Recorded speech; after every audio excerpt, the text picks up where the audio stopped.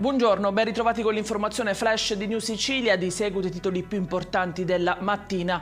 In apertura un incidente mortale avvenuto ieri sera a Pergusa nell'Ennese. Una vettura con 3 giovani a bordo si è ribaltata e ha colpito la recinzione dell'autodromo prendendo fuoco subito dopo l'impatto. 2 dei 3 ragazzi sono riusciti ad uscire dall'auto. Ugo Vinci invece è morto carbonizzato a soli 24 anni.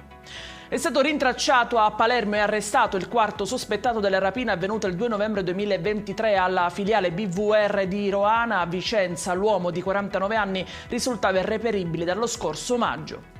Arrestato a Catania un 51enne ubriaco che ha tentato di stuprare l'ex compagna. A salvare la donna sono stati 2 figli poco più che maggiorenni che sono rientrati in casa poco prima della violenza sessuale. Il catanese, per impedire alla vittima di scappare, ha anche bloccato la porta della camera da letto utilizzando un tubo di ferro.